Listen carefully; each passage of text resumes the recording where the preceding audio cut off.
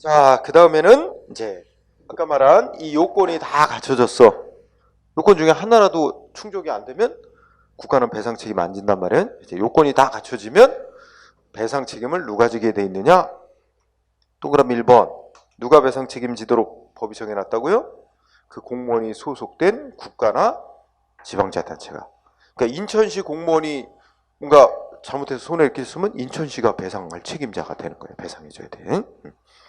근데 우리가 동그라미 1번을 공부하면서 1번에서 우리가 배웠던 것도 기억 떠올려보면 우리 국가배상법은 국가나 지방자치단체가 배상 책임을 져야 된다고 돼 있지. 근데 또 헌법은 국가나 공공단체가 배상 책임을 진다. 이렇게 해서 조금은 다르게 돼 있어. 그죠?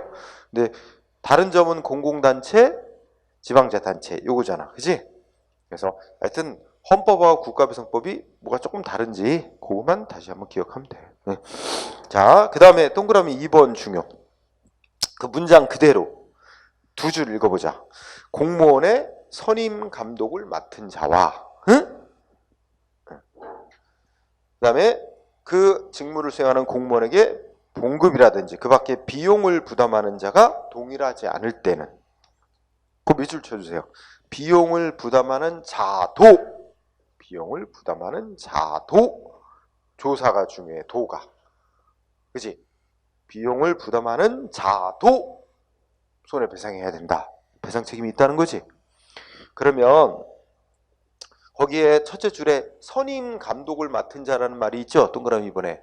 그거는 무슨 의미로 해석한대? 그러니까 선임 감독을 맡았다는 거는 글자 그대로 풀면 공무원을 선발하고 임명해서 감독하는 자가 뭐 국가일 수 있고 그 다음에 월급 주고 뭐 그 업무 처리에 들어가는 비용을 대는 자는 지방자치단체일 수도 있고 이럴 수가 있잖아. 응?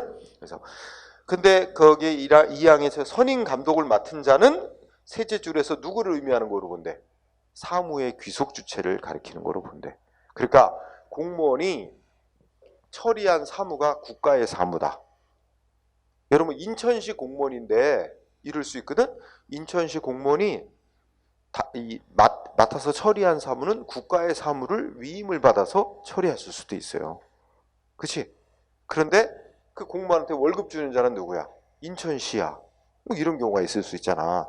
공무원이 인천시 공무원으로서 월급은 인천시로부터 받는데 그 담당 처리한 사무는 국가로부터 위임된 사무를 처리했을 경우 이럴 때 그러면 누가 배상 책임을 지느냐 하는 문제지. 근데 법조문 보면 손해를 그 선임 감독을 맡은 자 그러니까 지금 든 예로 인천시 소속 공무원으로서 인천시로부터 월급 받는 공무원인데 담당한 사무는 국가의 사무를 처리하다가 위법하게 해서 손해를 끼쳤어.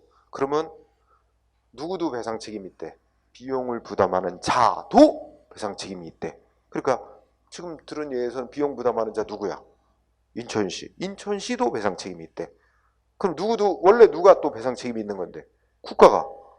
국가의 사무를 처리하다가 피해를 발생시킨 거니까. 국가가 원래 배상 책임이 있는데 인천시 공무원에게 월급 주는 인천시도 배상 책임이 있다. 둘 다 배상 책임이 있다는 말이 성립되는 거야. 그러니까. 그렇죠? 그래서 비용을 부담하는 자만이 배상 책임을 지는 게 아니라 비용을 부담하는 자도 배상 책임이 있다. 응? 결국은 둘 다 배상 책임이 있다. 피해자한테. 그럼 피해자는 어떻게 돼?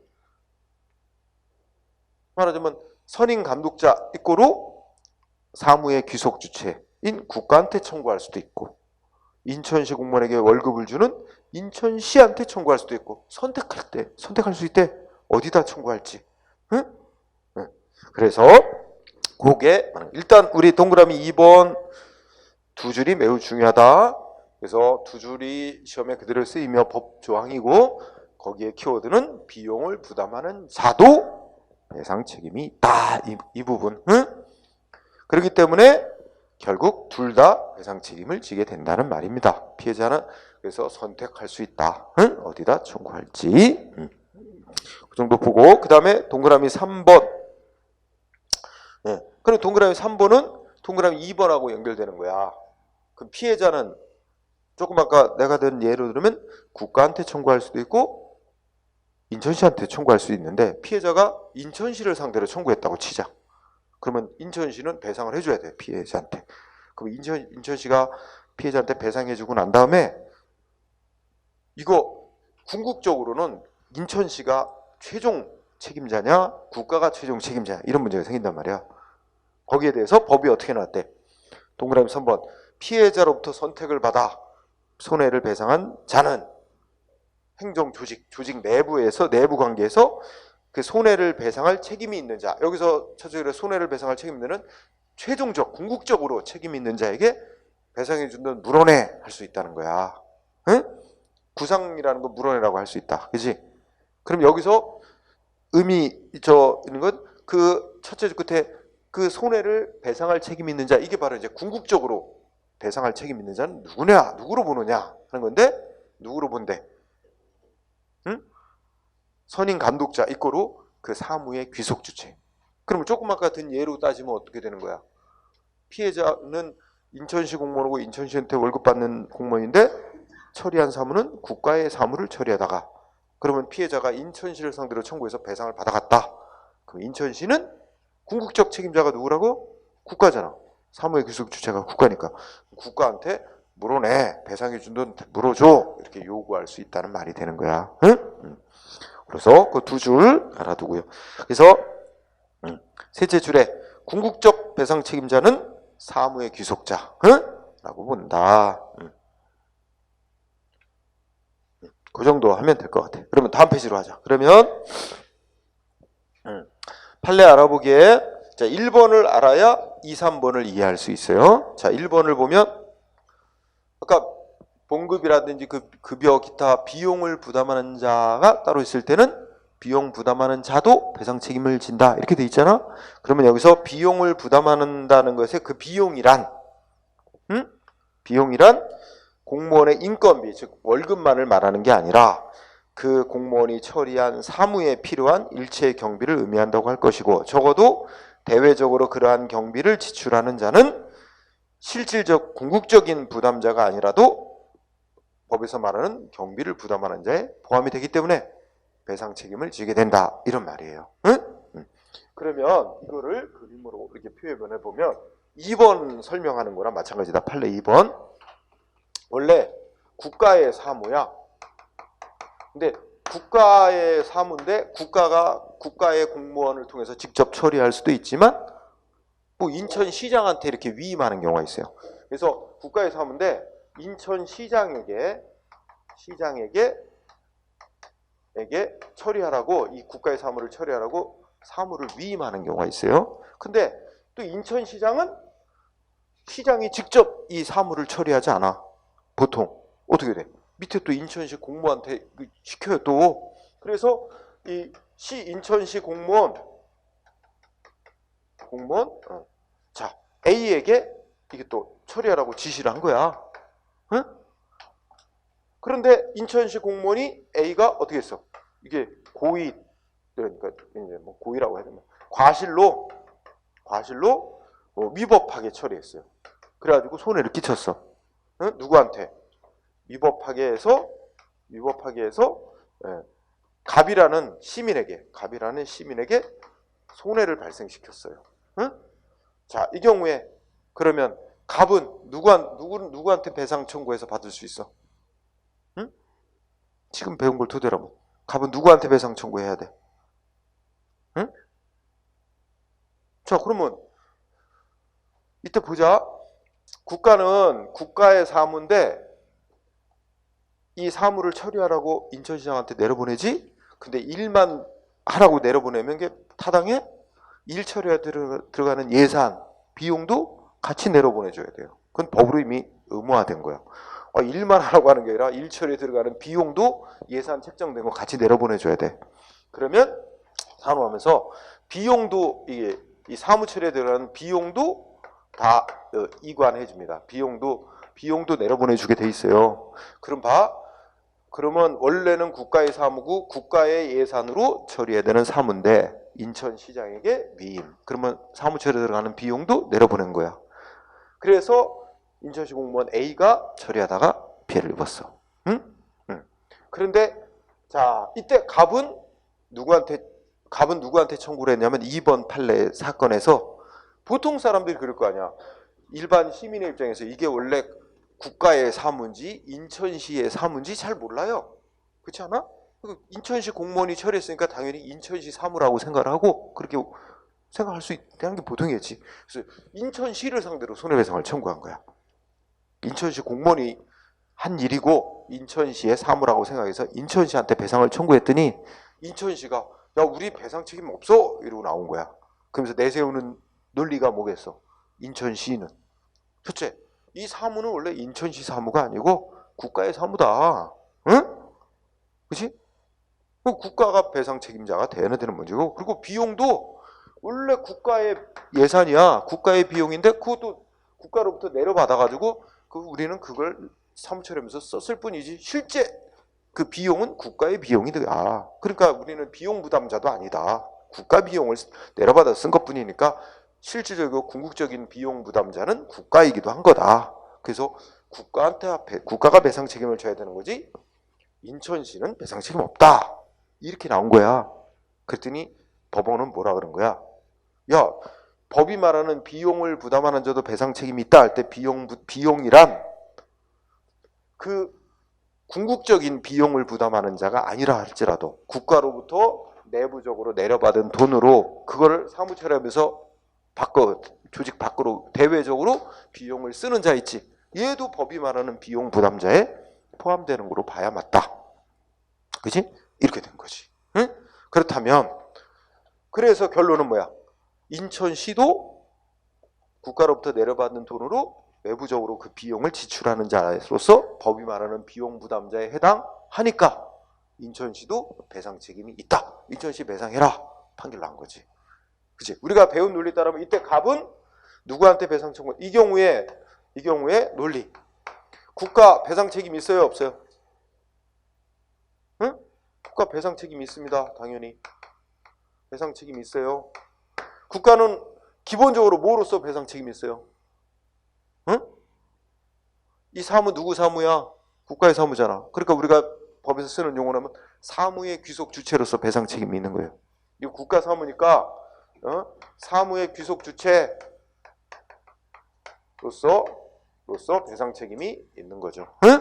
더군다나 또 실질적 궁극적 배상 책임자로서 실질적이고 궁극적인 비용 부담자예요. 그러니까 여기다 쓰면은 실질적인 비용을 원래 부담하는 자로서 또 배상 책임이 두 가지 이유에서 국가는 배상 책임이 있어요. 그런데 누구도 배상 책임이 있어? 인천시도 배상 책임이 있다 이거야. 그죠? 응?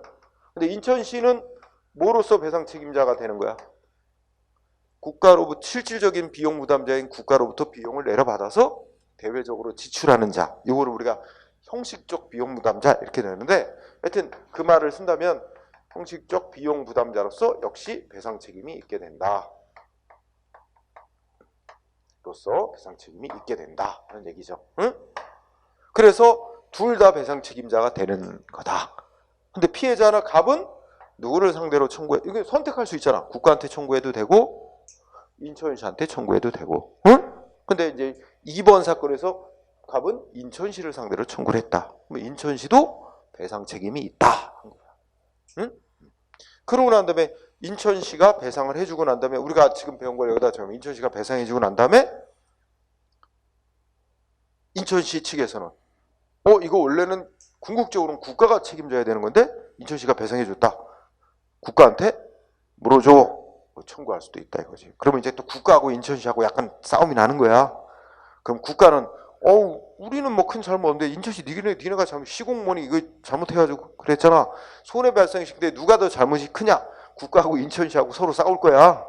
그래갖고 아마 인천시가 더 많은 잘못이 있다. 그렇게 되면 뭐 배상해준 돈에 그러니까 국가는 20% 잘못, 인천시 니네가 80% 잘못, 그럼 인천시가 배상해준 돈에 20%만 우리가 국가가 물어주겠다. 뭐 이런 식으로 해결될 수도 있고 서로 손해 발생에 얼마나 기여했느냐 정도를 또 따져갖고 지네들끼리 국가하고 인천시하고 싸워서 서로 부담을 분배할 거라고. 응? 네, 그런 식으로 현실적으로는 내부에서는 해결하고 중요한 건 이제 피해자인 국민하고의 관계지. 외부와의 관계에서 둘 다 배상 책임진다 이거지. 응? 가능하면 국민이 손해배상을 좀 쉽게 받을 수 있도록 하자고 법을 그렇게 해서 운영합니다. 응? 응. 그러면 2번 판례 이해했어요? 그죠?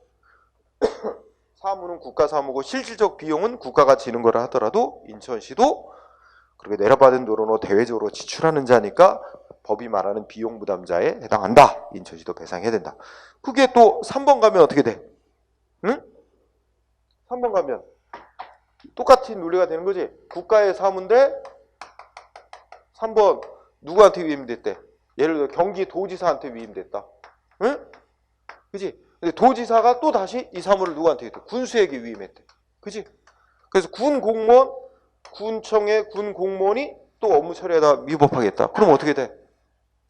응? 당연히 피해자는 군을 상대로 손해배상 청구했더니 군도 배상 책임이 있게 되고, 그죠? 도도 배상 책임이 있게 되고, 다 배상, 국가도 배상 책임이 있게 됩니다. 이런 경우에. 그래서 여러분들이 시험 문제 푸는 요령이 있다면 2번, 3번에 자, 사무가 어떻게 됐다고 나와? 위임됐다고 나오지? 사무가 위임됐다라는 말이 나오면 기관이임인데, 정확히 말하면 기관이임인데 뭐 그것까지 안 해도 누구의 사무가 누구에게 위임됐다는 말이 나오면 결론은 뭐야? 항상 둘 다 배상 책임이 있게 된다. 피해자한테는. 이렇게 기억하면 되는 거야. 그럼 시험 문제가 이렇게 나오면 뭐 끝에 뭐 이 맨 밑에 지자체는 배상 책임이 없다. 맨날 그렇게 틀리게 내는 거야. 응? 사무가 위임됐다 나오면 결론은 다 배상 책임이 있게 되는 거다. 이렇게 기억하면 될 겁니다. 응? 자, 그 다음에 3번 주제로 가자. 배상 책임의 성질 있지? 요거는 이런 문제의식이야. 자, 지금 우리가 공부한 거 따지면 지금 손해를 발생시킨 잘못된 행위는 누가 했어? 공무원이 했단 말이야. 공무원이 직무를 잘못 수행해서 손해를 발생시켰는데 법은 누가 배상 책임을 지도록 해놨어? 국가 아니면 지방자치단체가. 그죠? 이거에 대해서 아니 잘못은 공무원이 했는데 왜 국가가 배상 책임을 져? 이거를 어떻게 이해하냐 말이야. 그죠? 이거에 대해서 크게 두 가지 관점이 있어. 우리 이제 이거 너무 깊게 해봐야 소용도 없고 나는 이제 줄여놓은 건데 학설이 많은데, 자, 두 가지 견해가 있어. 하나는 대위 책임서. 여기서 대위란 말은 대신이란 뜻이라고 생각하면 돼. 그러니까 잘못을 공무원이 했으니까 누가 배상 책임을 지는 게 원래는 맞다고 생각하냐면 공무원이 피해자한테 배상 책임을 지는 게 맞는 건데, 응? 그런데 공무원만 배상 책임을 지도록 해놓으면 피해자가 배상을 못 받는 일이 많이 있을 수 있어. 왜냐면 공무원이 돈이 없는 경우가 많아. 응? 뭐 매독 피해가 생겼는데 돈 없잖아. 그럼 돈 없는 사람한테는 배상을 못 받죠. 그러니까 공무원이 잘못했고 공무원이 배상 책임을 지도록 해놓으면 피해자가 배상을 못 받는 일이 많으니 피해자를 보호하기 위해서 돈이 맞는 국가가 공무원을 대신해서 피해자한테 배상을 해주도록 이렇게 정해놨다고 우리가 이해하는 견해를 대위 책임서를 해. 공무원이 져야 될 책임을 국가가 대신 지도록 한 거다라고 하는 거지, 그지? 그래서 피해자한테는 국가가 배상해서 끝내고, 그 다음에 행정조직 안에서 국가가 공무원한테 너한테는 이제 뭐 국가가 별도로 책임을 물까 물어내라고 하든 손해배상 해준다는 물어내라고 하든, 응? 뭐 그래서 따로 공무원한테는 국가가 책임을 물을 거고 피해자한테는 국가가 공무원을 대신해서 배상 책임을 지도록 해놓은 거다. 이렇게 이해하는 게 대위 책임설이라는 견해. 응? 한편 두 번째 견해가 자기 책임설이라 그러지. 응? 이거는 이렇게 이해하는 거야. 야, 이제 우리 개인 사람으로 쳐봐. 나의 손발은, 나의 머리, 나의 손발 다 나에 소속돼 있으면서 나를 위해서 맡은 바 역할하는 기관들이야. 응? 나의 손발은 나의 운동기관들이지. 응? 활동기관. 그러면 나 손하고 나하고 분리될 수 있는 거야? 아니지. 그치? 이걸 예를 들면 손을 공무원으로 생각하고, 응? 내가 국가야. 그치? 나 자신이. 그러면 내 손이 한 행위 나하고 별개다. 내 손에게 책임을 물어라. 이럴 수는 없잖아. 내 손이 한 행위, 나의 행위. 내가 책임져야 되는 문제지. 그러면 공무원은 국가의 기관이야. 공무원 주어진 역할에 따라서 머리 역할하는 공무원도 있고 결정 내리는, 응? 고위 공무원들, 대통령, 장관, 뭐 고위 공무원들이 머리 역할하는 기관 아니야? 결정하고. 그럼 결정된 사항이 내려오면 그걸 충실히 집행하는 기관이 또 하위 공무원들 아니야? 손발과 같은 역할을 하는 하위 공무원들이 있고, 그지? 다 맡은 바 역할이 있는 거야. 그러면 공무원이 하는 행위 이꼬로 국가 자기 자신의 행위와 똑같이 볼 수 있는 거다. 응? 나의 손발이 하는 행위 곧 나의 행위와 똑같이 보듯이 공무원은 국가의 기관인 거다. 응? 국가의 기관으로서 하는 행위 당연히 국가 자기 자신의 행위라고 보는 게 맞고, 그래서 공무원이 잘못한 행위 국가가 대신 책임지는 게 아니라 국가 자기 자신의 행위로서 자기 스스로 책임져야 될 문제다. 이렇게 이해하는 게 자기 책임설이야. 응? 그 이해하는 견해가. 근데 세 번째 견해는 또 이런 견해가 있어요. 야, 이게 공무원이 어떻게 어떻게 직무를 수행할 때 어떻게 잘못을 하면서 했느냐에 따라서 이 책임이 국가가 책임지는 게 성격을 다르게 봐야 된다 하는 게 세 번째 견해야. 절충설이라고 하는 거 있지. 어떻게 보느냐면은 절충설은 공무원이 직무를 수행했는데 어떻게 잘못했냐면 자기가 이거 법에 위반되는 걸 알면서 했어. 고의라 그래. 알면서 하는 거. 또는 공무원 그 직무를 담당한 공무원이라면 당연히 조금만 주의를 기울였더라면 위법하게 안 했을 텐데 공무원으로서 주의를 기울여야 될 의무 조금 더 안 기울인 거야. 중대한 과실이 있다 그래. 그래서 공무원이 직무를 집행할 때 고의 내지 중대한 과실이 있어가지고 위법하게 했다면 이건 도저히 국가의 기관으로서의 지위에서 업무를 수행한 거라고 볼 수가 없다. 그러니까 그거는 공무원 개인이 책임져야 되는 건데, 근데 그때도 공무원 개인 책임으로만 해놓으면 배상 못 받는 일이 생긴다, 피해자. 그래서 그런 경우도 국가가 배상 책임을 지도록 해놓는데, 이때 국가가 지는 책임은 어떤 책임? 공무원이 져야 될 책임을 국가가 대신 지는 책임으로 이해하자. 그런데 공무원이 직무를 열심히 의욕적으로 하다 보면 경미한 실수를 할 때도 있다. 경미한, 즉 조금 주의를 대체로는 기울였는데 조금 더 기울였어야 됐는데 조금 미진한 부분이 있다. 응? 경미한 과실로 위법하게 직무를 수행해서 손해 끼쳤다. 이거는 국가의 어떤 공기관으로서 일을 처리하다가 발생한 실수, 국가 자기 자신의 행위로 보는 게 맞다. 그래서 이 경우는 국가가 스스로 자기 자신의 행위로서 책임지는 자기 책임으로 이해해야 되는 게 맞다. 이렇게 돼서 즉 공무원이 직무를 고의 또는 중과실로 위법한 경우는 그 경우도 국가가 배상 책임지는데 그거는 공무원이 져야 될 책임을 국가가 대신 책임지는 거, 대위 책임지는 거로 보고, 경미한 과실만 있었을 때는 공무원에게 국가가 자기 자신의 행위로 보아 스스로의 행위로 책임지는 자기 책임으로 본다. 어쨌든 결론은 공무원에게 고의 중과실이 있었던 경미한 과실만 있었던 국가는 배상 책임을 지는 건 맞는데 그걸 어떤 정도의 잘못을 했느냐에 따라서 둘로 나눠보자는 견해다. 응? 어쨌든 국가는 책임지게 돼 있어요. 자, 이런 견해, 그죠? 근데 우리 대의 책임설은 그것까지는 우리 헌법학자들하고 행정법학자들하고 조금 입장이 다릅니다. 응? 이제 그런 것까지는 안 해도 되고, 우리 판례는 절충설적인 입장이에요. 응? 우리 법원은 절충설적 입장이다. 그 세 번째 학설 끝에 제목에 절충설이라고 가로치고 판례 해놨지? 그런 입장이다. 이렇게 정리하면 될 거예요. 그 정도만 하세요. 그리고 오른쪽에 판례 알아보기에서 긴 내용의 판례가 있는데 그런 내용이야. 응? 그래서 고의 중과실이 있을 때는 그리고 공무원에게 경과실만 있을 때는 이게 거의 같은 취지의 판례다. 응? 그렇게 생각하면 될 거예요. 그 다음에 근데 문제는 지금 3번까지 한 거에서 문제는 공무원이 잘못해서 손해를 발생시켰는데 결국은 이제 국가가 배상 책임을 진단 말이야. 응?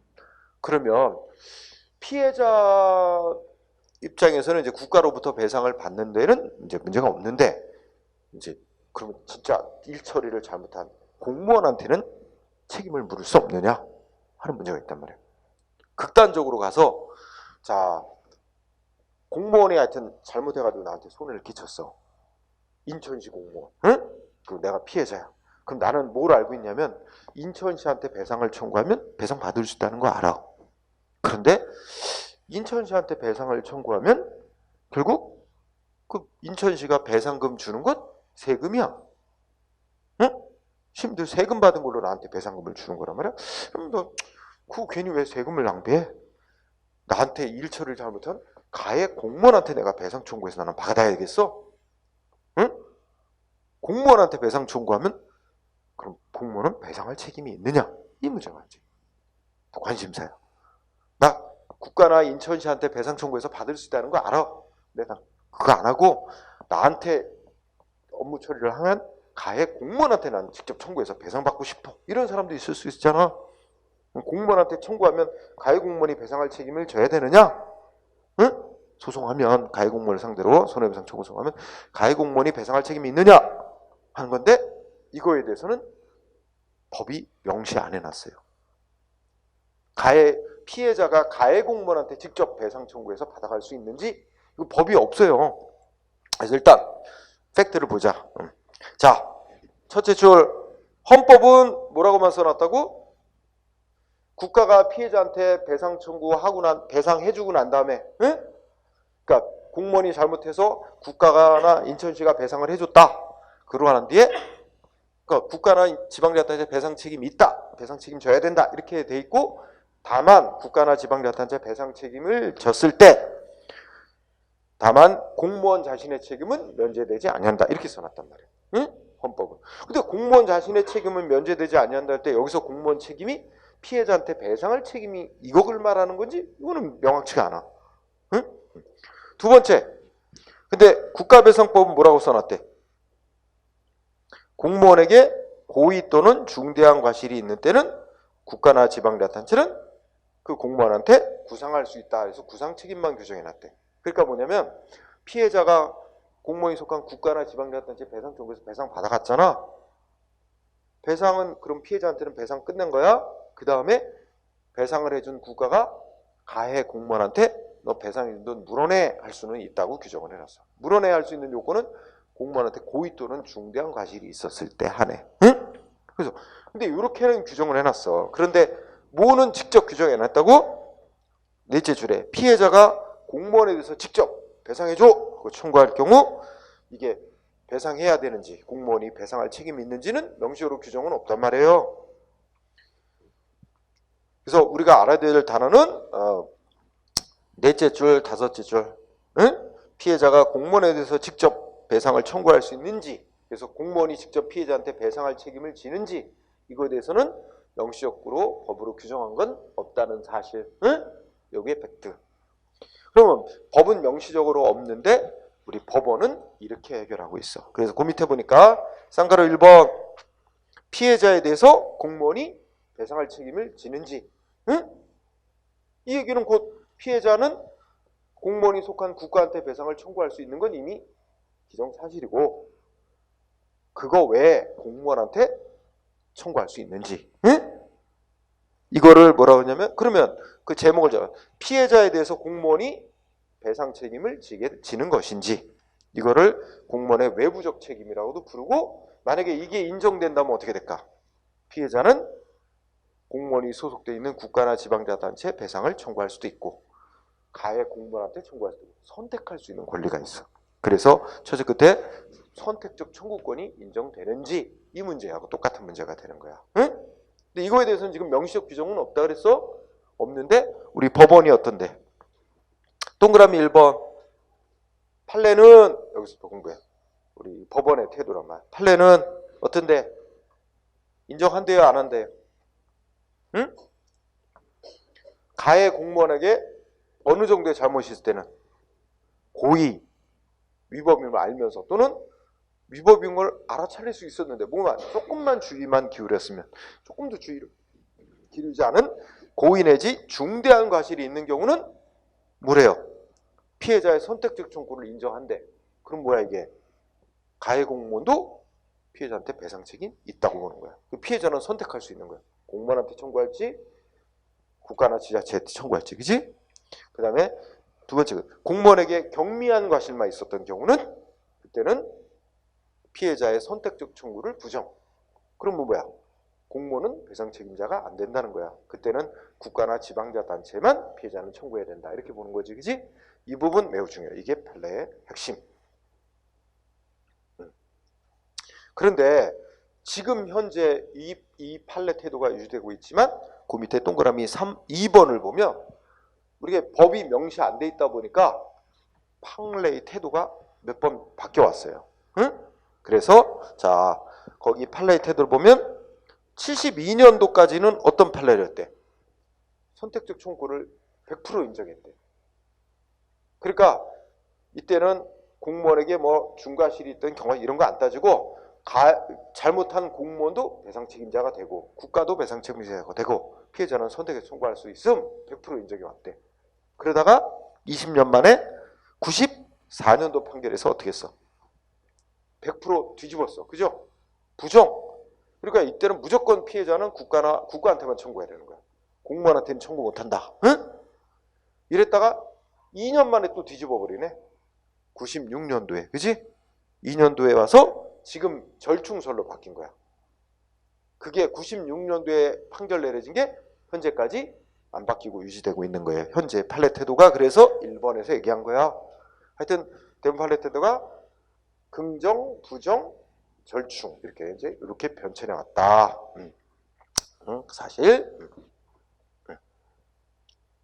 자, 그 다음에 동그라미 3번을 보면 키워드가 뭐냐면 공무원한테 어느 정도의 잘못이 있대? 경과실. 자, 그럼 따라가보자. 공무원한테 경과실만 있대. 그러면 공무원 피해자한테 배상 책임이 있어 없어? 판례 입장에 따르면 없지. 근데 피해자가 청구를 해왔어. 공무원한테. 공무원이 배상을 해줬어. 결국 뭐야? 안 해줘도 되는 걸 배상해준 거야. 원래 누가 배상해줘야 되는 건데 그러면? 국가가. 그럼 국가는 돈 들어갈 거 안 들어갔네? 공무원이 물어줬으니까. 그치? 이럴 경우에 그럼 공무원은 그거 내가 책임질 부분이 아닌데? 나한테 청구 오니까 내가 물어줬다. 그러면 배상을 해준 공무원 국가한테 내가 배상을 해준 돈 물어달라라고 물어달라고 요구할 권리 인정된대. 그게 동그라미 3번의 뜻이야. 그죠? 자, 3번. 경과실만 있는 공무원인데 응? 피해자한테 배상 청구받고 배상을 해준 경우 안 해도 되는 걸 해줬잖아. 이런 경우 국가한테 배상해준 돈 물어달라고 구상권 취득한다. 이게 대법원 판결. 응? 자, 이거 다 중요. 그래서 뒤로 가서 판례로 확인해 보면 자, 판례 1번 보면 우리 헌법은 무슨 규정만 뒀다 그랬지? 국가가 배상 책임을 진 경우 공무원 자신의 책임은 면제되지 아니한다. 이렇게 돼 있거든. 응? 29조 1항 단서가 공무원 자신의 책임. 여기서 공무원 자신의 책임 속에 이게 공무원이 피해자한테 청구받으면 피해자한테 직접 배상할 책임이 있다는 말이냐? 라는 게 논란의 여지야. 해석상. 그냥 막연하게 공무원 자신의 책임은 면제되지 아니한다 라고만 써놨는데 헌법은 이 속에 공무원도 피해자한테 직접 배상 책임이 있다는 말이냐 하는 거에 대해서는 부정적이다. 그렇게까지는 볼 수 없다. 그래서 끝말에 가면 여기 1번의 판례는 뭐라 그랬어? 첫째 줄 공무원 자신의 책임은 면제되지 아니한다. 이게 이제 이 규정의 이거 해석이야. 여기서 이 공무원 자신의 책임 속에 그거는 뭐 공무원이 잘못한 거에 대해서 뭐 징계를 받거나 이런 책임이 면제되지 않는다는 말은 포함되지만 마지막 줄에 가면 어떻게 돼 있어? 응? 마지막 줄이야?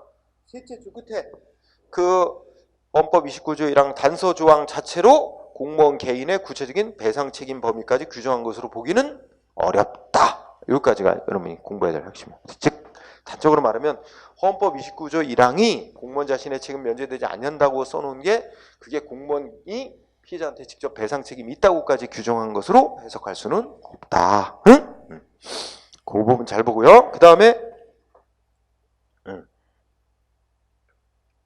자 2번은 어떻게 되냐? 2번은 뭐 공무원의 중과실 얘기를 하는데 잊고 이해하고 자 2번 끝에 밑줄 친 거 보자. 그러니까 이제 여기서 공무원 갑이 있는데 여러분들 이제 선거를 치르잖아. 그러면 선거에 출마한 후보자들 있잖아. 이거 그 전과 범죄 전과 경력이 있는지 이거 경찰에 다 의뢰와요. 선관위에서 후보자로 출마한 사람들 전과 경력 조회를 경찰청에다가 신청을 해요. 그럼 경찰청 공무원들이 그 출마한 사람들의 그 과거 전과 경력 이런 걸 다 답변 보내주게 돼 있어요, 선관위가. 그러면 선관위에서 그 선거 벽보, 그 다음에 집집마다 보내는 그 공보물 있잖아, 홍보물. 거기에 이 후보자 무슨 전과 경력이 있는지 다 기재하게 돼 있어요. 그래서 우리 저 선거권이 있는 국민들이 후보자별로 이걸 다 판단을 할 수 있도록 자료를 제공해 주게 돼 있는 거야. 그래서 전과 경력.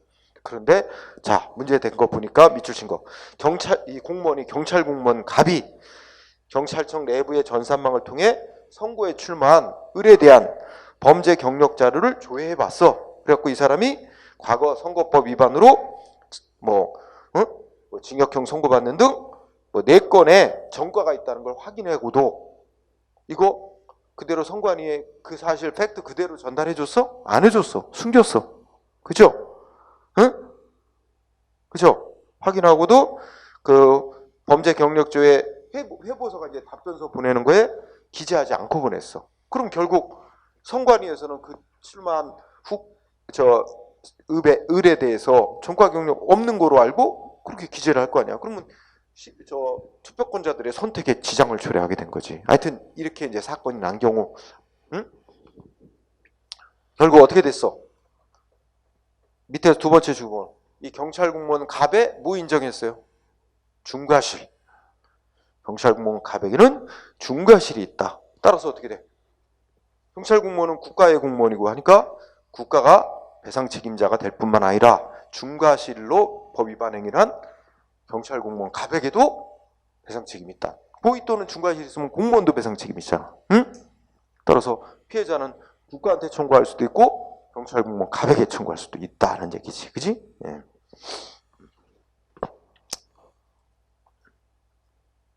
그리고 3번 판례는 아까 한 거. 여기 이제 공중보건위 사건이거든. 여러분 공중보건위도 신분은 공무원은 아니지만 공무를 위탁받아 처리하는 이 자에 해당돼서 신분은 공무원의 신분은 아니지만 국가배상법에서 말하는 공무원에 포함되는 거야. 그래서 이게 이제 구체적인 사건은 3번은 공중보건인데, 응? 읽어보면 나와. 중간쯤 내려가면 공중보건위가 뭔가 하여튼 뭐 의료행위를 하다가 사망사고가 난 거야. 응? 근데 이 공중보건위에게 경과실만 있는 거야. 그러면 이 공중보건위는 배상 책임이 없는데 이게 이제 피해자 측에서 공중보건위를 상대로 손해배상 청구를 했고 공중보건위가 배상을 해줬단 말이야. 그러고 난 뒤에 공중보건위는 국가한테 배상해준다면 물어내 하고 요구를 했는데 이게 이제 싸움 벌어진 거야. 국가는 물어줄 책임 없어 이래가지고 소송 벌어져 싸웠는데 판결 결론은 배상해준 공무원 경과실만 있었잖아. 배상 책임 없는데 배상해줬다. 그거에 대해서는 국가가 책임져야 될 부분인데 그래서 국가는 물어줘야 된다는 취지야. 응? 공중보건위는 구상권을 취득한다. 마지막 끝에 맨 끝에 가면 그죠? 밑줄 친 거에도 있지. 구상권 취득한다. 응? 요 치면 잘 나오는 거야. 응, 알아두고요. 그 다음에 쌍가루 2번 공무원의 내부적 책임이라 해서 구상 책임 얘기하죠. 이거야 뭐 국가배상법 자체에서 명시해놨어요. 그죠? 그래서 법조문 그대로 1번 뭐가 있으면 고의 또는 중대한 과실이에요. 공무원한테 고의, 이게 요건이지. 고의 또는 중대한 과실 있으면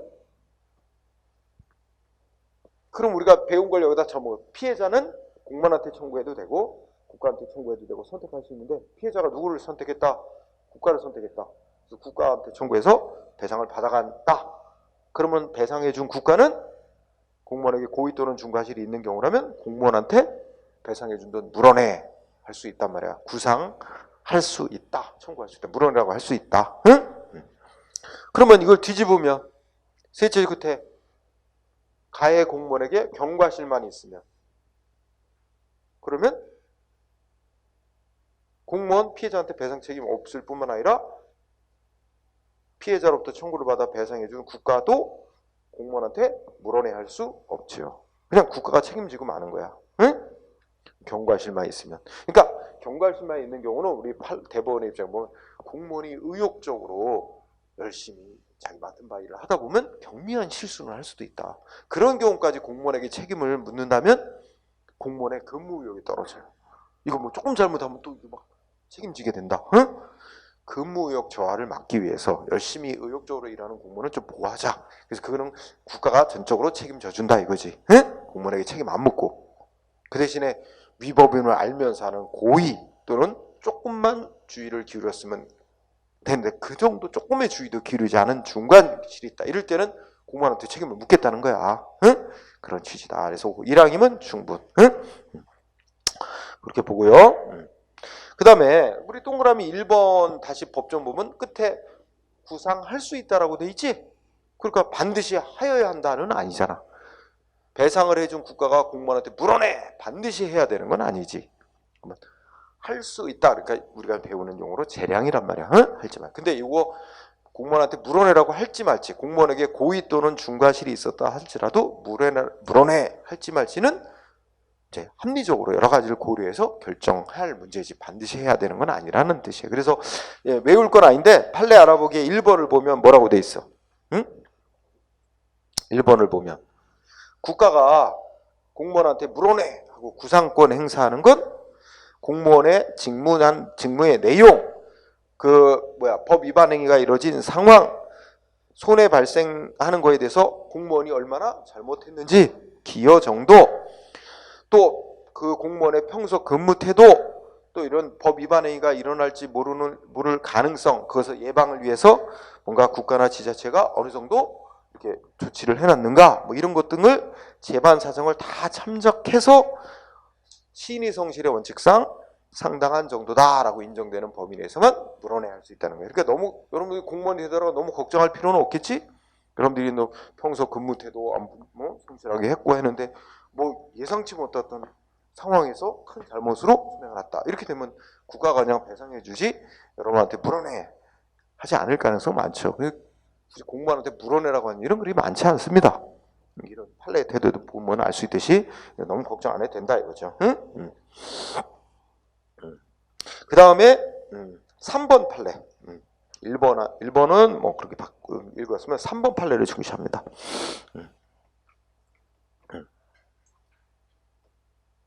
자, 밑에서 세 번째 줄 보면 공무원이 뭐 원인이 되는 행위를 적극적으로 주도했다는 등의 특별한 사정이 없는 한, 그죠? 국가가 공무원한테 물어내야 하는 거 할 수 없단 말이야. 응?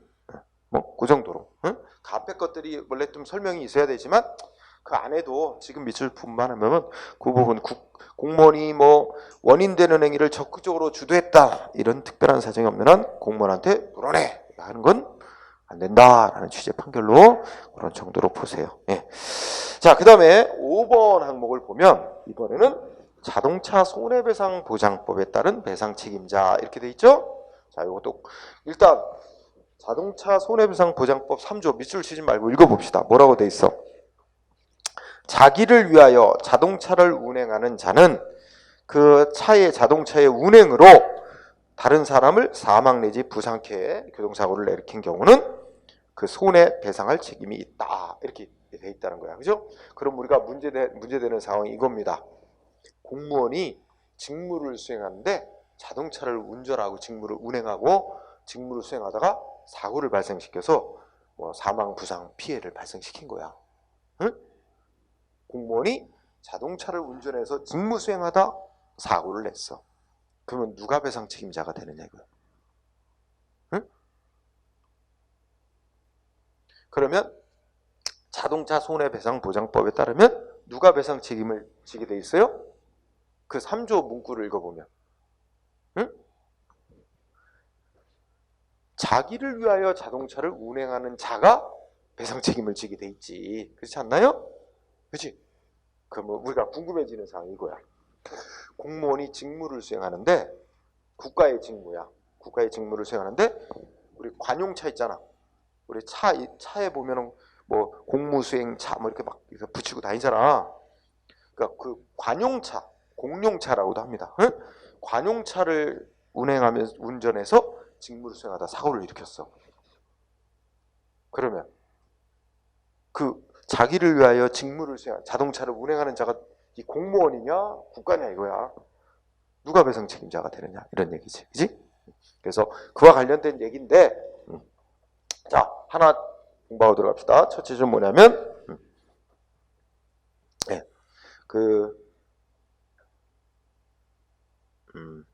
어쩌고저쩌고 말이, 어쩌고저쩌고 있는데, 넘어가고, 뒤로 가보세요. 넘어가게 해라.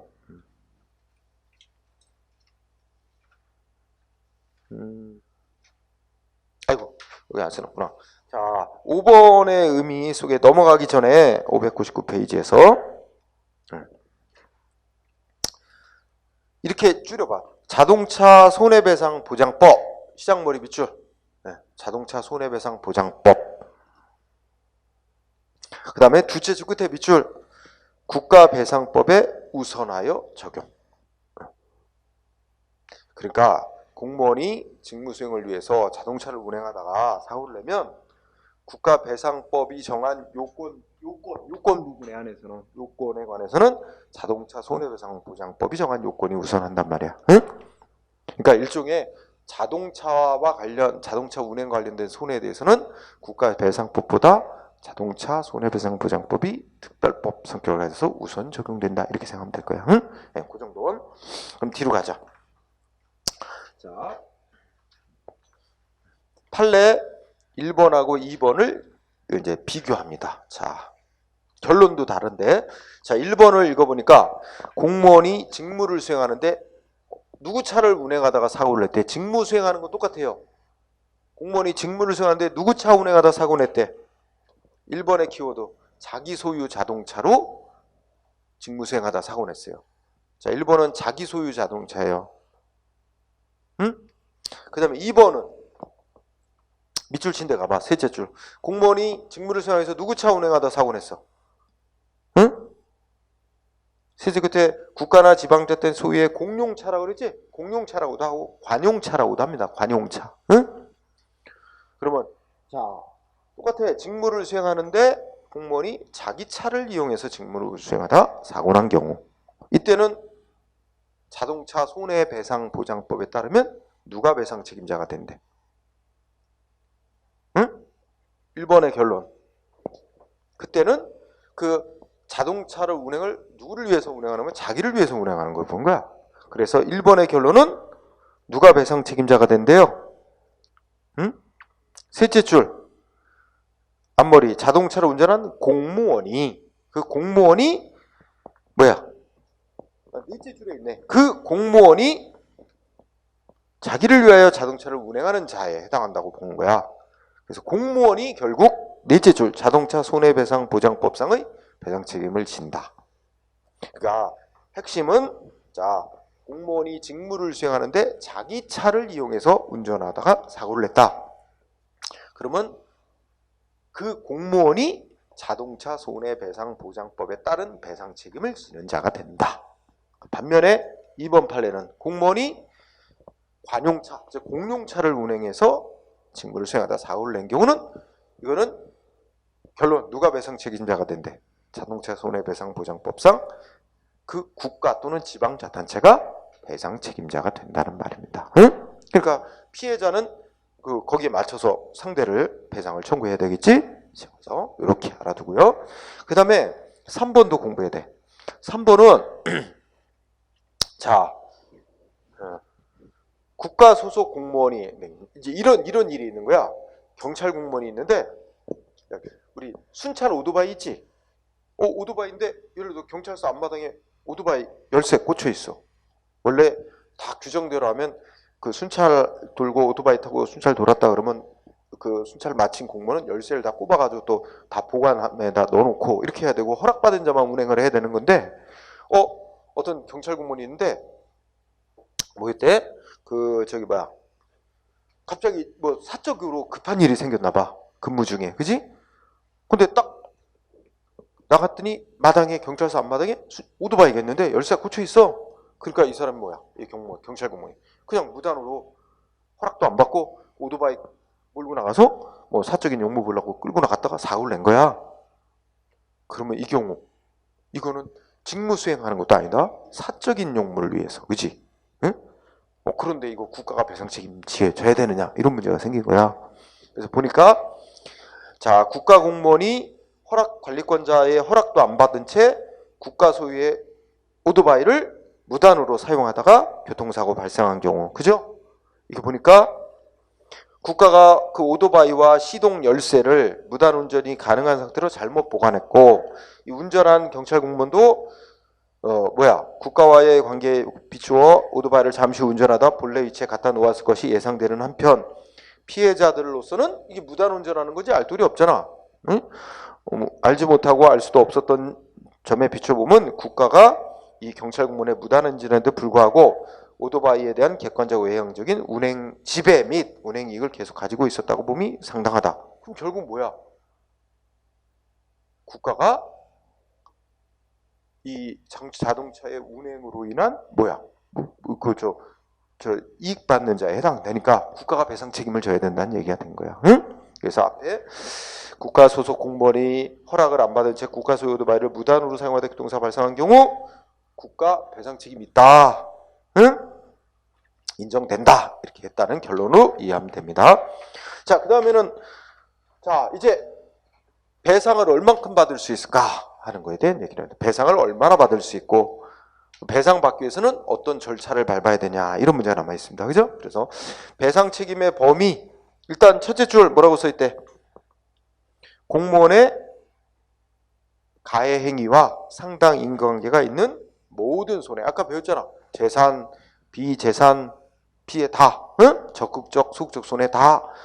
공무원의 위법한 직무수행위 때문에 발생한 손해다라고 인정된다면 그 손해는 다 배상해줘야 된다 하는 얘기죠.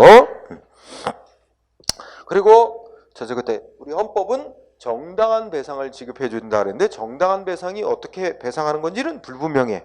그거는 법률, 국회가 국가배상법에서 구체적으로 정해놨다 해서 읽어나가고, 자, 쌍가루 1번 중요합니다. 국가배상법 3조의 법적 성질 중요한 부분. 우리 국가배상법 3조에 보면 피해자가 어떠한 재산 피해를 입었다, 신체 피해를 입었다 그러면 어떻게 얼마만큼 배상하는지 그 배상 기준을 쭉 규정을 해놨어요, 법에서. 응? 그래서 그 국가배상법 3조에서 배상금을 정하는 기준을 이제 써놨는데 이거 해석이 두 가지 입장이 있다. 국가배상법 3조에서 정한 기준이 이게 상한 배상해 줄 수 있는 최고 한도 상한액을 정한 거다라고 해석하는 입장. 따라서 그 이상은 배상금을 줄 수 없는 거. 응?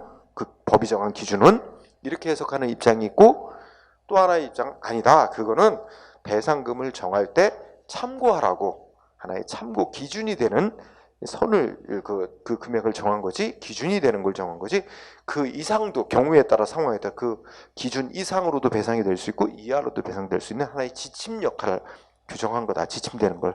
그래서 단순한 기준을 정한 기준액으로 봐야 된다 하는 해설이 있대. 그래서 거기 보면 두 개 설이 있다 그러지? 상한액설과 기준액설. 그지? 근데 우리의 통설 판례는 뭐로 해석한다고? 기준액설로. 그러니까 상한액으로 보지 않아요. 기준액설. 요거 중시. 그 다음에 쌍가루 2번도 중요. 자, 우리 국가배상법은 위자료 배상에 대해서 규정을 해놨다 안 해놨다. 위자료, 정신적 손해에 대한 배상에 대해서 규정해놨다 안 해놨다. 응? 해놓기는 해놨어. 읽어보니까 국가배상법은 생명 신체 피해를 입었을 때의 그 본인이나 유족의 정신적 손해에 대해서 배상하도록 생명 신체 침해로 인한 위자료 배상에 대해서만 규정을 뒀어요. 하지만 판례는 그것도 인정한대. 재산 침해로 인한 위자료도 이것도 인정된대. 위자료 배상도. 응? 법으로 명시해 놓은 거는 생명 신체 피해로 인한 위자료 배상만 규정했지만 그거만 해당되는 게 아니라 재산 피해로 인한 위자료 배상도 인정된다라고 해요. 그래서 결론적으로 공부하기는 위자료는 대상을 안 가리고 다 인정된다. 응? 이렇게 인정된다.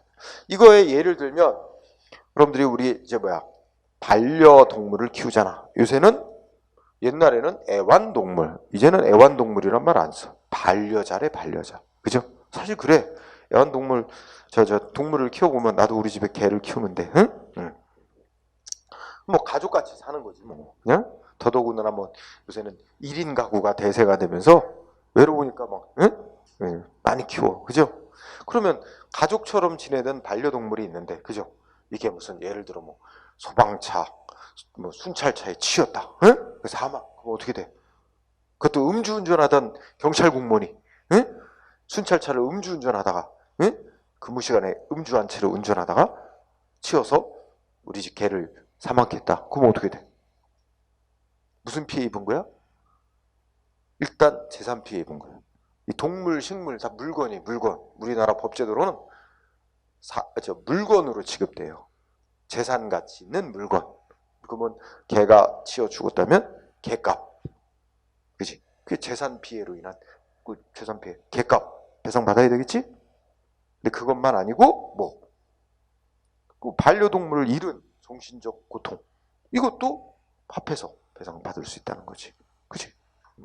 개값, 재산 피해만 배상받는 게 아니라 정신적 고통까지도. 그지? 자, 그 오른쪽에 보니까 판례 알아보기 1번 보면 재산상의 손해로 받는 정신적 고통은 그로 인하여 재산상 손해배상만 갖고는 이게 전보, 그러니까 이게 제대로 물어줬다고 메울 수 없을 정도의 심대한 것이라고 볼 만한 특별한 사정이 없는 한 재산상 손해배상으로서 위자된다. 그러니까 재산상 손해로 정신적 고통을 받았는데 그러면 그것도 어떻게 돼? 손해배상 액수에 좀 플러스해서 전체적으로는 재산 손해로 해서 다 묶어서 배상해 준다는 얘기입니다. 그 다음에 굳이 2번은 안 와도 돼. 이건 좀 문제가 있는 판례고. 3번. 3번은 지켜두자. 아직 시험은 잘 안 쓰인 것 같은데 3번을 보면 북한에서 탈출한 북한 이탈 주민이 있어. 그지? 근데 이 사람 자기 북한 탈출해서 넘어왔다는 게 공개가 되면 아직 북한에 남아있는 가족들한테 위해가 생길 우려가 있다. 그래가지고 근데 거기 첫째 끝에 보면 강원도 지방경찰청장이 뭐 북한에 누가 귀순했고 막 이러면서 기자들 불러놓고 발표하려고 그런 거야. 그거 하지 말라고. 그거 하면 북한에 남아있는 가족들 위해가 생길 수 있으니까 하지 말아달라는 요청을 했음에도 강원도 지방경찰청장이 인적사항 탈북한 사람들의 인적사항 탈북 경로에 관련 자료를 기자들한테 주면서 보도가 되도록 한 경우, 그지? 국가는 그 탈북한 사람들의 정신적 고통에 대해서 배상금, 위자료 배상해줘야 될 의무가 있다. 그리고 실제로 북한에 남아있는 가족에 대한 위해가 실제 발생했는지 관계없이 발생할지도 모른다라는 이 탈북자의 정신적 고통 배상해줘야 된다. 이런 취지의 판결이에요. 그 다음에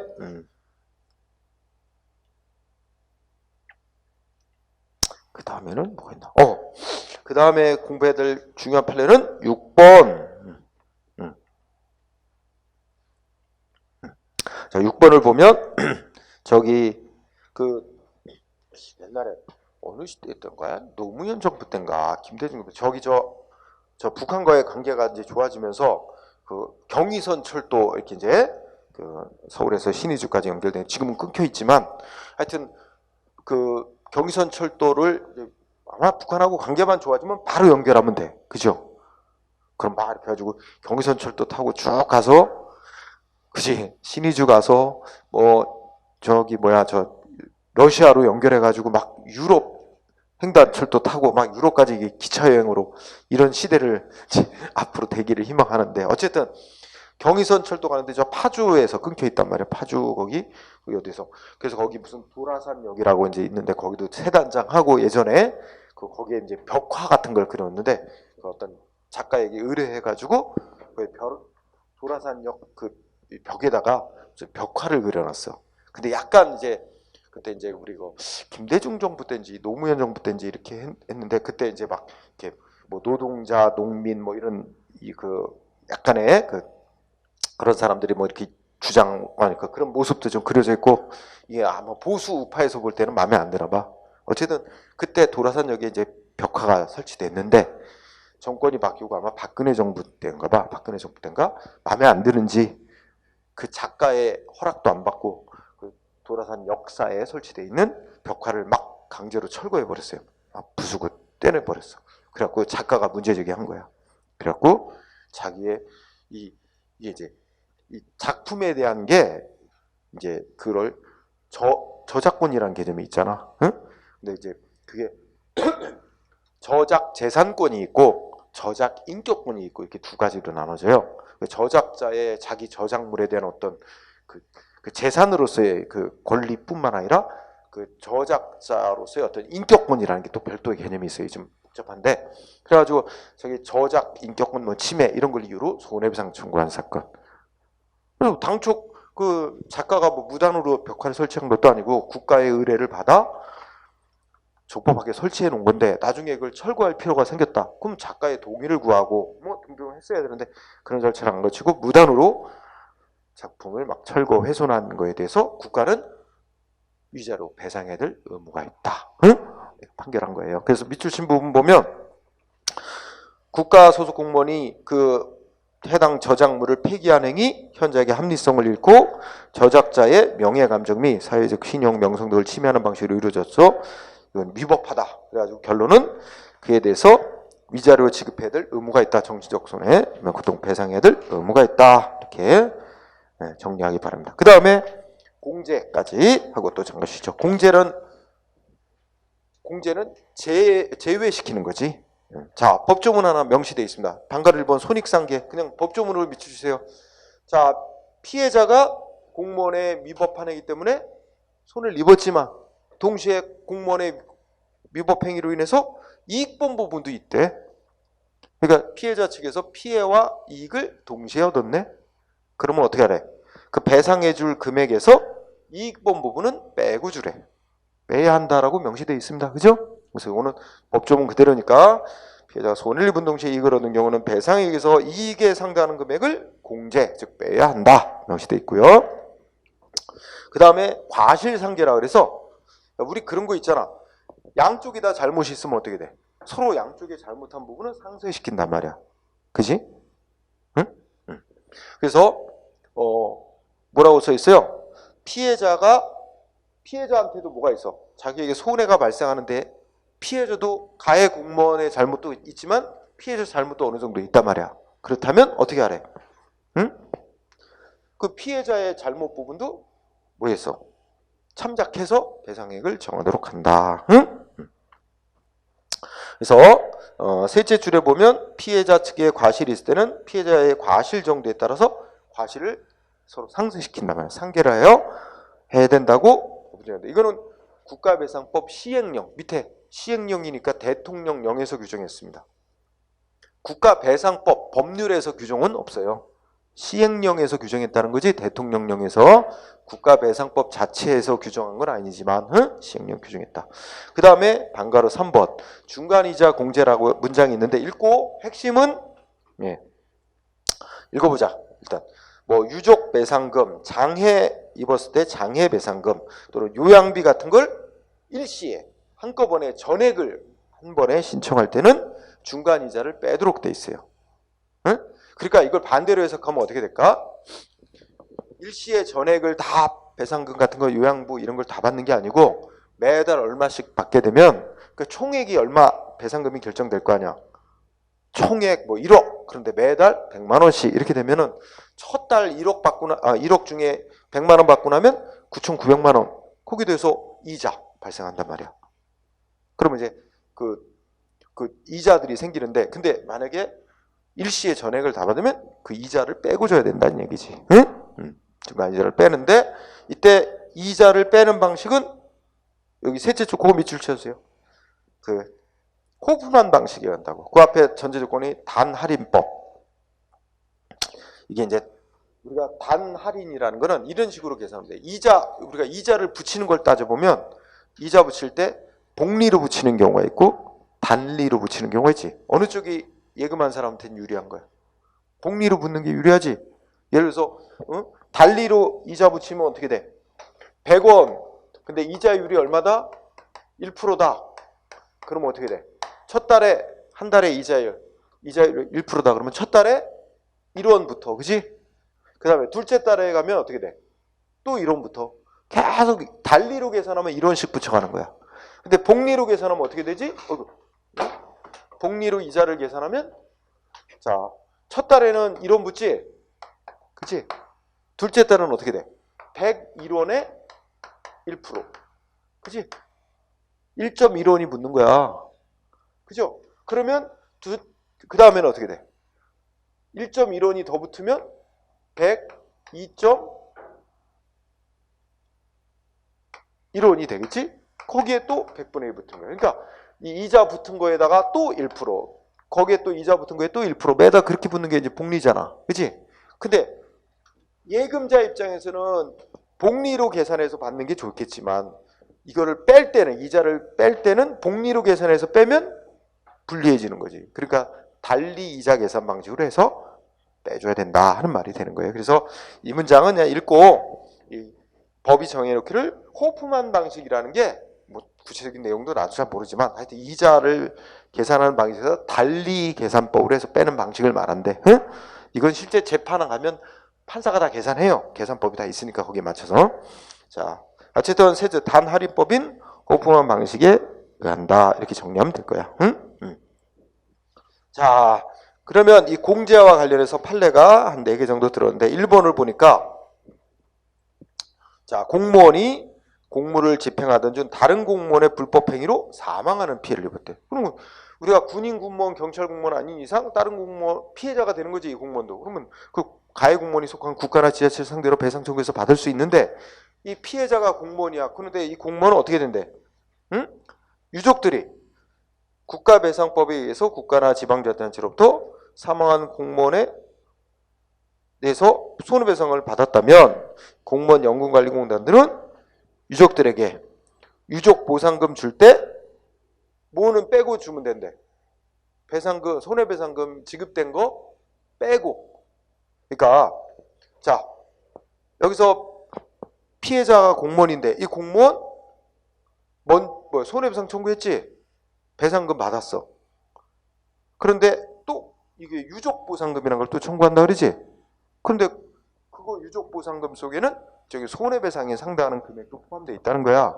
그러니까 그 먼저 손해배상 해준 돈만큼은 빼고 이제 남는 것만 지급해주면 된다는 겁니다. 그러니까 중복되는 부분은 공제한다는 거지. 그래서 끝에 보면 그래서 그런 의미죠. 그 다음에 근데 반대로 2번은 어떻게 돼? 국가유공자 예우에 관한 법률에 의한 보상은 손해배상하고는 취지나 목적이 다르다. 따라서 공무원이 국가로부터 국가유공자 예우에 관한 법률에서 간호수당을 지급받아 왔다 하더라도 이거는 국가배상금, 손해배상금하고는 성격이 다른 거니까 그거 공제하면 안 된대. 그러니까 1번, 2번이 서로 상반된 거지. 1번에서 유족보상금은 공무원의 유족보상금은 손해배상금 성격이 들어있기 때문에 그 중복되는 건 공제해야 된다는 얘기인데 여기서 국가유공자 예우에 관한 법률에 따라 간호수당 이거는 손해배상하고는 성격이 다른 거라 공제하면 안 된다는 거지. 그건 둘 다 줘야 된다는 얘기고. 그렇지? 이해됐죠? 그런 것들이에요. 그 다음에 3번도 마찬가지다. 3번은 의상자 및 의사자란 말 나왔죠? 의상자 및 의사자. 응? 이 얘기 엊그제도 뉴스에 한번 또 나오던데 뭐 나왔더라? 뭐 문재인 대통령이 1월 1일 날 또 뭐 산에 올라갔다고 하는데, 그지? 근데 뭐 의인들하고 올라갔대. 그러니까 이게 이제 타인을 뭐 위험에서 구조하기 위해서 자기 위험을 무릅쓰고 다른 사람 구조했거나 그런 사람들 있잖아. 그 사람들을 예우 및 보호하는 법률이 의사자, 의상자, 다친 사람, 사망한 사람, 의로운 일을 하다가 의상자, 의사자, 유족에 대해서 보상금 주는 제도는 손해배상하고 성격이 다르대. 그러면 결론은 어떻게 했어? 그럼 둘 다 줘야지. 뭐 의사상자 유족에 관한 법률에 의해서 뭔가 지급해 준 게 있다 그래서 그걸 손해배상에서 빼면 안 된다 이런 얘기지. 자, 4번 판례 또 체크해보자. 4번은 또 최근에도 시험에 쓰였는데 행정기관이 위법한 행정 지도를 해서 어업권을 행사하지 못하는 손해를 입은 자가 일단 손해를 입었는데 그 어업권을 다른 사람에게 팔았대. 매도. 그래서 팔았으니까 매매 대금을 받았겠지? 예. 그렇다 하더라도 어떻게 돼? 응? 셋째 주 끝에 행정기관이 배상해줘야 될 손해는 공무원의 위법한 지도 때문에 피해자가 일정 기간 어업권을 행사하지 못해서 발생한 피해를 물어주는 것임에 비해 피해자가 자기 어업권 받았던 걸 남한테 팔아가지고 얻은 대금하고는 성격이 다른 거다. 그러니까 어떻게 돼? 너 어업권 팔아가지고 매매대금 얻은 거 있잖아. 그 부분은 손해배상에서 빼고 나머지 부분만 줄게. 이거 안 된다는 거지. 성격이 다른 거니까. 그래서 그것도 4번 최근에도 시험에 쓰였어. 응? 알아두세요. 그러니까 결론은 공부하면서 빼야 되는지, 그러니까 성격이 중첩이 되는 거냐, 성격이 다른 거냐, 이걸 기준 삼아서 이건 빼고 이건 빼면 안 된다. 그죠? 유족보상금은 중첩되는 거 빼고 주면 된다. 근데 그러죠. 이번에 국가유공자 예우법, 그 다음에 의사상자 예우법, 이거에 대해서는 손해배상 성격이 달아서 봉제하면 안 된다. 그지? 그런 거. 자, 그 다음이 이제 마지막 논점이네요. 이중배상의 배제라는 논점이 있어. 야, 시간 잘 간다. 그죠? 공부하다 보면. 이 손해배상 곳곳이 다 시험 나오는 부분들이라, 응? 어디 건너뛸 수가 없네. 자, 또 쉬는 시간을 갖고 진행을 하도록 합시다. 예.